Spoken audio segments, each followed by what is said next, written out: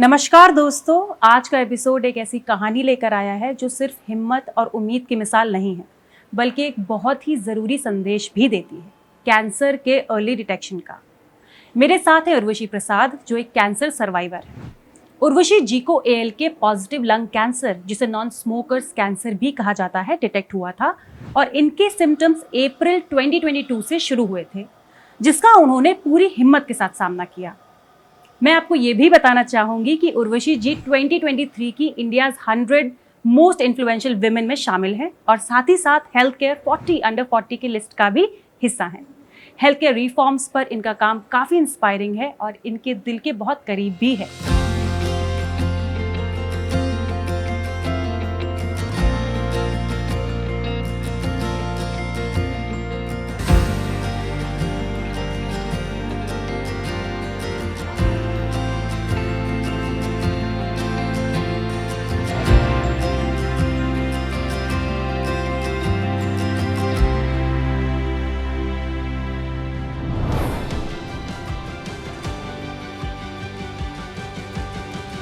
नमस्कार दोस्तों, मेरे साथ हैं उर्वशी प्रसाद, जो एक कैंसर सर्वाइवर हैं।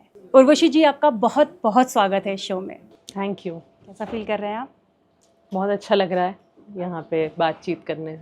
तो उर्वशी, सबसे पहले आप अपने बारे में थोड़ा बताइए कि आप क्या करती हैं। तो मैं एक हेल्थ प्रोफेशनल ही हूँ ट्रेनिंग से, और मैंने सरकार में भी बहुत साल काम किया है, नीति आयोग में। अभी भी मैं पब्लिक हेल्थ पे ही काम करती हूँ, अलग अलग तरह के इनिशिएटिव्स। और ऑफ कोर्स, जैसा आपने कहा कि खुद मैं एक कैंसर सर्वाइवर हूँ। तो उर्वशी जी, जब आपको पहली बार कैंसर जब डिटेक्ट हुआ तो उसके सिम्टम्स क्या थे? आपको ऐसा क्या महसूस हुआ जिसकी वजह से आपको लगा कि आप डॉक्टर के पास जाना चाहिए? तो एक्चुअली मेरे सिम्टम्स सारे एक तरह से लिवर से रिलेटेड थे। तो जैसे नौजिया हुआ, या खाने का मन नहीं करता था, या जो रूटीन नॉर्मल खाना रहता है वो खाने का मन नहीं करता था।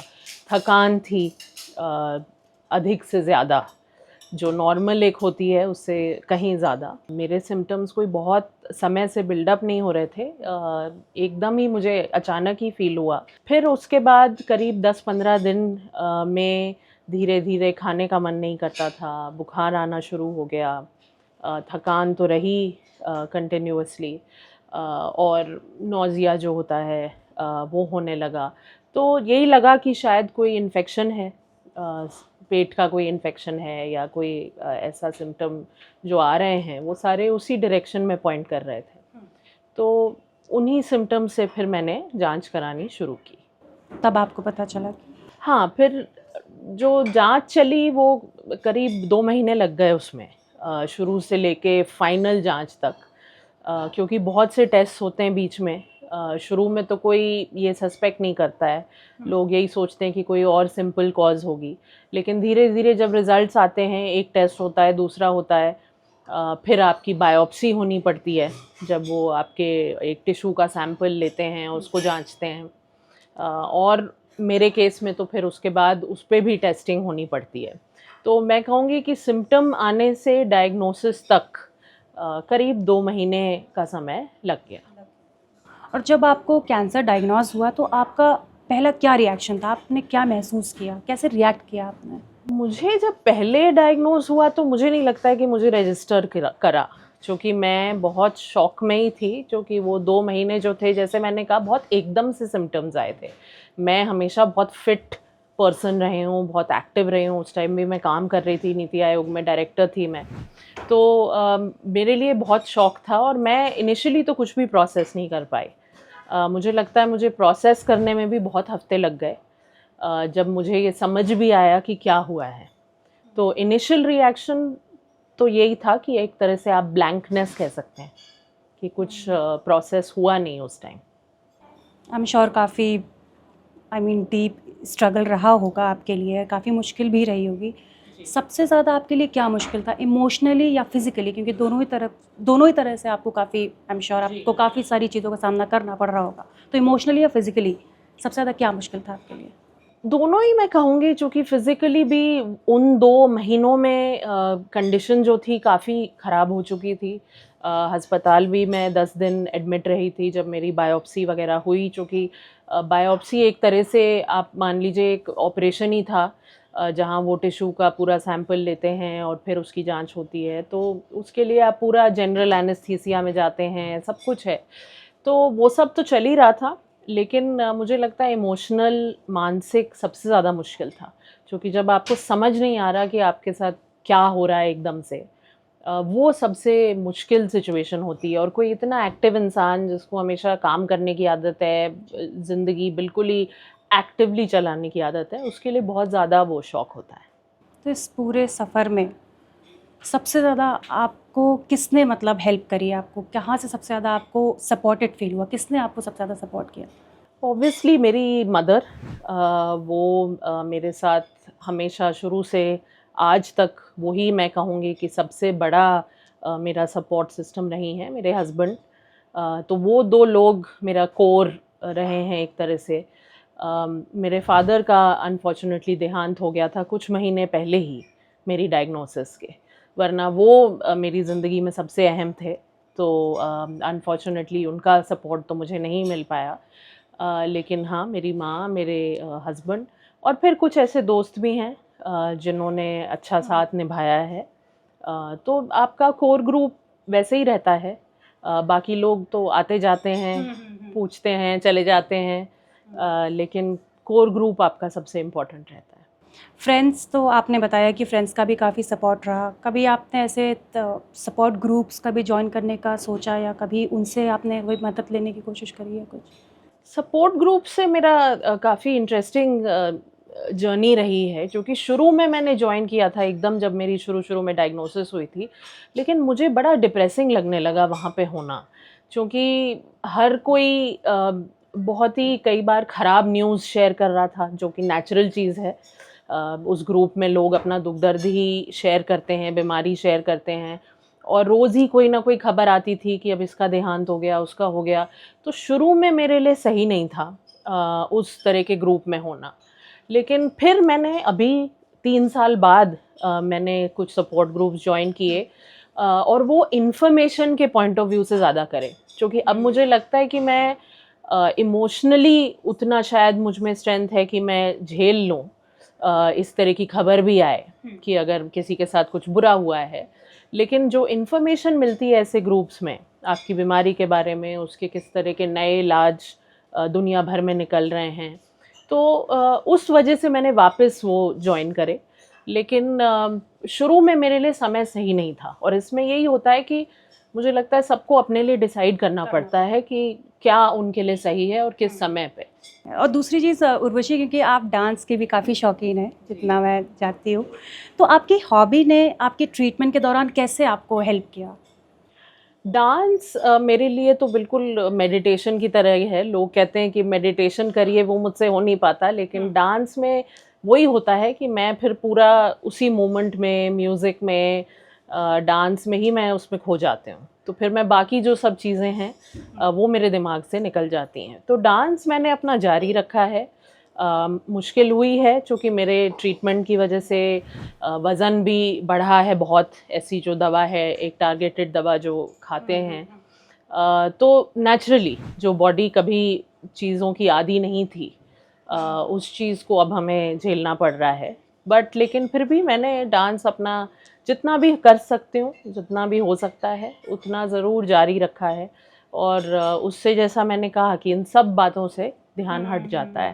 तो हॉबी का काफ़ी बड़ा रोल रहता है, तो लोगों को अपनी हॉबी से जुड़े रहना चाहिए। बिल्कुल। उर्वशी जी, ये बताइए कि अर्ली डिटेक्शन कितना इंपॉर्टेंट होता है? कभी कभी ऐसा होता है ना कि हम लोग छोटे छोटे साइंस जो है इग्नोर करते हैं, तो आपके हिसाब से अर्ली डिटेक्शन कितना इंपॉर्टेंट है? अर्ली डिटेक्शन देखिए कैंसर में सबसे ज़्यादा इम्पॉर्टेंट है, क्योंकि जितना जल्दी आप बीमारी को पकड़ सकते हैं, उतना आसान उसका इलाज होता है, और उतने कम पैसे भी लगते हैं। तो वो भी एक बहुत इम्पॉर्टेंट कंसिडरेशन है जो अधिकतर लोगों के लिए है हमारे देश में, ख़ास तौर से। तो वो हमें कोशिश करनी चाहिए कि ज़रा सा भी अगर कुछ हमारी बॉडी में हो रहा है जो नॉर्मल से अलग हमें फ़ील होता है, तो उसको कभी इग्नोर नहीं करना चाहिए।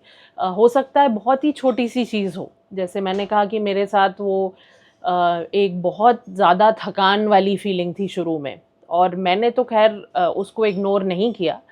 मैंने तो जितनी जल्दी हो सके जांच कराने की कोशिश की, लेकिन कई बार हम लोग इग्नोर करते हैं ऐसे सिम्टम्स, या थोड़ी सी खांसी आ रही है आपको, या कहीं पे कुछ दर्द हो रहा है, आपको लगता है ठीक है ऐसे ही थक गए होंगे, काम की वजह से होगा, तो उसको जांच कराना बहुत ज़रूरी है। ऐसा नहीं है कि हर सिम्टम कैंसर ही निकलेगा, बहुत सी और चीज़ें हो सकती हैं, लेकिन जब तक हम सही तरह से उसका हम डायग्नोसिस नहीं कराते, ये हम जान नहीं सकते। तो अर्ली डिटेक्शन में लोगों को खुद बहुत प्रोएक्टिव होना पड़ेगा और जागरूक भी होना पड़ेगा। तो अर्ली डिटेक्शन से काफ़ी मदद मिली है आपको? मेरा कैंसर थोड़ा यूनिक है। मेरा कैंसर ऐसा है कि वो अधिकतर स्टेज 4 पे ही डायग्नोस होता है, क्योंकि मेरा कैंसर एक नॉन स्मोकर्स लंग कैंसर कहलाता है। तो ये अधिकतर बहुत जो यंग लोग हैं, मेरी तरह जवान लोग हैं, महिलाओं में बहुत ज़्यादा होता है ये, जो यंग महिलाएं हैं। अगेन हमें पूरी तरह से समझ नहीं आता कि ये क्यों है, इस पे अभी रिसर्च ही चल रहा है, और ये ऐसे लोगों में होता है जिन्होंने कभी सिगरेट नहीं पी। तो अब ये एयर पोल्यूशन है या क्या वजह है, वो सब पे अभी रिसर्च चल रहा है। लेकिन इसमें ख़राबी यही है इस कैंसर में कि ये सिम्टम दिखाता ही नहीं है, और ना इसकी कोई स्क्रीनिंग है। तो ये अधिकतर जो स्टेज 4 है उसी पे डिटेक्ट होता है। तो मेरे केस में तो मुश्किल था, करीब करीब नामुमकिन था कि मैं करा पाती। लेकिन ऐसे बहुत कैंसर हैं जिनके लिए स्क्रीनिंग है भी, लेकिन लोग जाते नहीं हैं, जैसे ब्रेस्ट है, सर्वाइकल है, ओरल कैंसर है। तो इसमें तो सरकार ने भी स्क्रीनिंग रखी है, लेकिन फिर भी लोग नहीं जाते। तो कम से कम जो कॉमन कैंसर हैं उसमें आप स्क्रीनिंग करा सकते हैं, और जैसे ही कोई सिम्टम आए उस पे आप एक्शन ले सकते हैं। यही 2 चीज़ें हैं जो आपके हाथ में हैं, और ऑफ कोर्स अपनी लाइफस्टाइल आप अच्छी रख सकते हैं। मैंने तो जितना हो सके अपनी लाइफस्टाइल बहुत अच्छी रखी, लेकिन अब पोल्यूशन हुआ या कोई और फैक्टर आया तो हाँ, वो मेरे हाथ में नहीं है। तो उर्वशी जी, ये तो आपके स्ट्रगल की बात हो गई। आई एम श्योर आपके केयर गिवर के लिए भी अलग स्ट्रगल रहा होगा, तो उनका क्या रोल रहा? आई मीन उनको देखना भी उतना ही मुश्किल रहा होगा, क्योंकि वो भी परेशान हो रहे हैं, आप तो परेशान हो, साथ ही साथ वो भी हो रहे हैं। तो उनका क्या रोल रहा? उन्होंने कैसे चीयरअप किया, या कभी कभी आपको भी ज़रूरत पड़ती होगी उनको चीयरअप करने की, तो वो आपने कैसे किया, उसके बारे में बताइए थोड़ा। तो केयर गिवर्स के लिए तो बहुत ही मुश्किल रहता है, जो मैंने कहा कि कोर जो आपके रहते हैं, जो हमेशा आपके साथ रहते हैं, और मेरे केस में मेरी मदर और मेरे हस्बैंड भी, वो लोग, उनके लिए ये समस्या होती है कि वो आपको एक्सप्रेस नहीं करना चाहते अपना दुख। तो आपको तो दिख रहा होता है कि वो दुखी हैं, लेकिन वो ऑब्वियसली आपको नहीं ये जताना चाहते। तो उनके लिए मुझे लगता है एक तरह से और भी मुश्किल हो जाती है सिचुएशन, जो कि पेशेंट तो कम से कम बोल सकता है, लेकिन वो बोलना भी नहीं चाहते।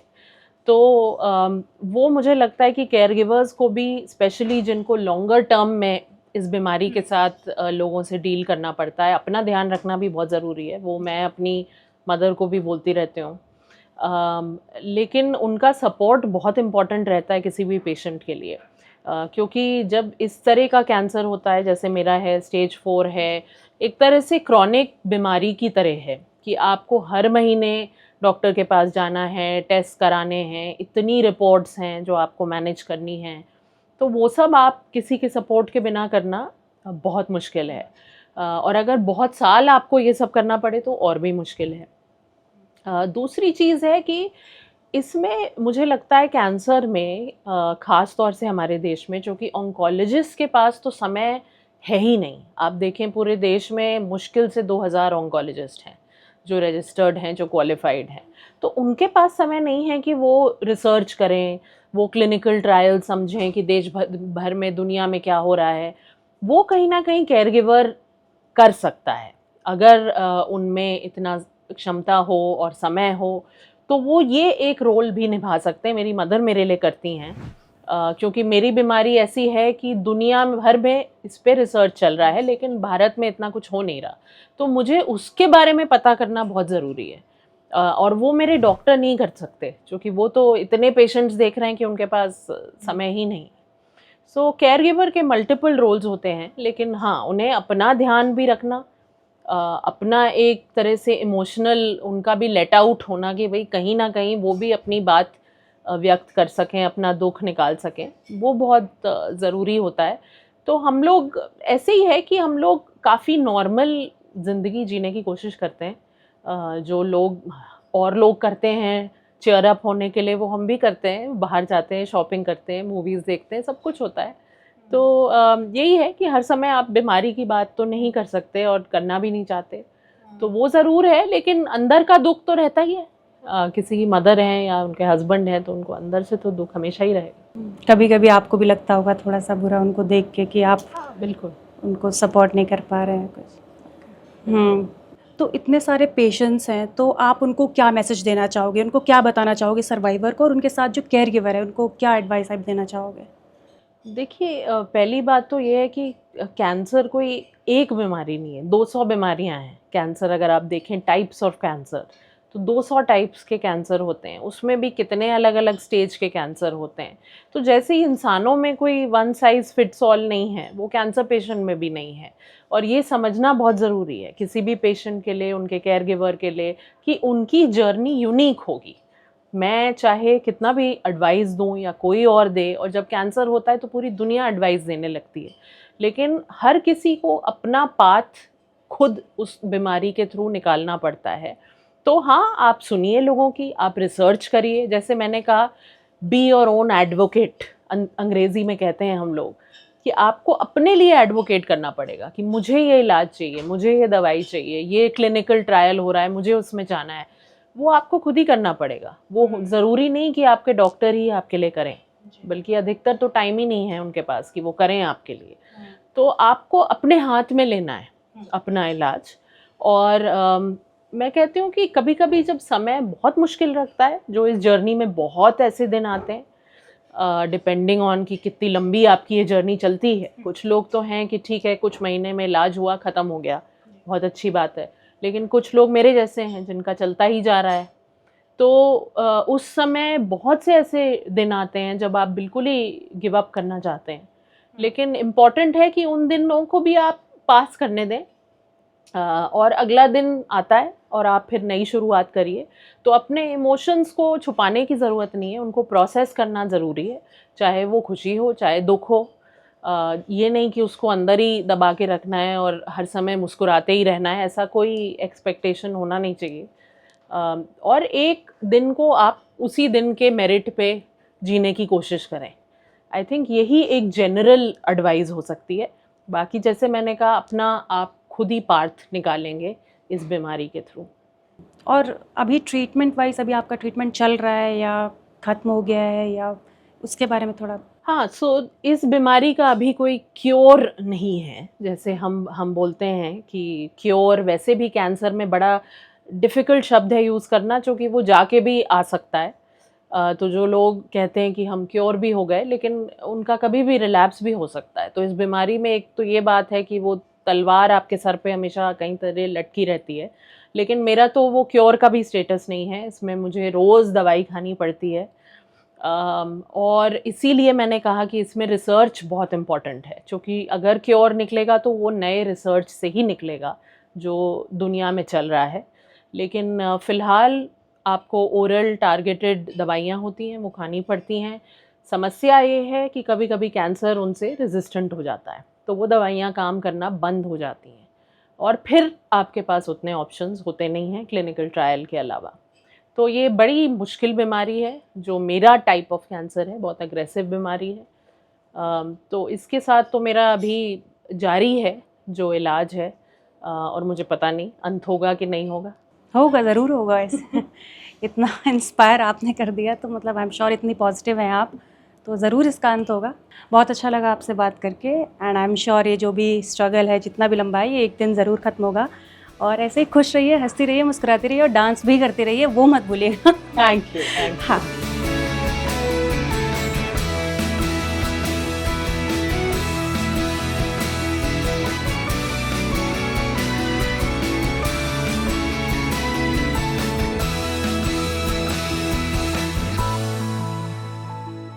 तो दोस्तों, ये हैं उर्वशी जी, जिन्होंने इतने रेयर कैंसर का सामना किया है और अभी भी हिम्मत के साथ कर रही हैं।